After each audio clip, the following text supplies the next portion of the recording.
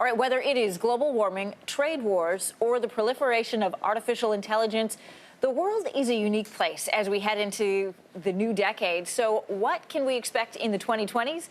Joining us with his predictions is Futurist Nikolas Badminton. Good to have you here. Hi.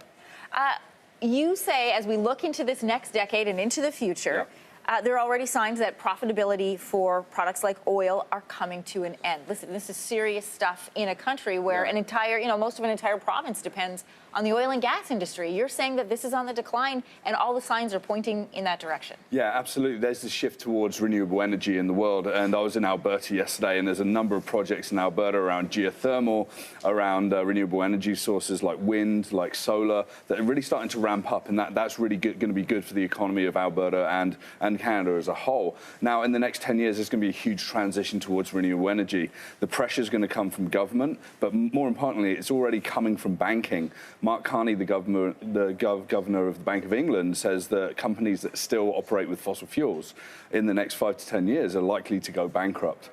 We've also got 130 plus banks that control $47 trillion worth of assets in the world. The investment of assets into fossil fuel companies and companies that are in industry take on UN principles to get people into sustainable renewable energy as well. All right, let's move on to geo-engineering. You're saying this is going to ramp up in 2020. For those of us who aren't futurists, what is geo-engineering? How does it work? And why is this something that we're developing more of? So the planet is going to get warmer. The UN just came out to say it's going to be 3.9 degrees centigrade warmer by 2100, and we're way off target of what we need to be. So geo-engineering is the idea that we can cool down the planet, take CO2 out of the atmosphere. There's some companies, there's one company out in Squamish called Carbon Engineering, takes CO2 from the atmosphere and creates clean burning fuel. There are researchers in Harvard thinking about putting aerosols into the atmosphere to really bring that temperature down. It's incredibly controversial and no one really knows if it's going to work on scale. It's a big experiment. It's a big experiment, but it's really interesting to see some of these creative, experimental, new applications of science.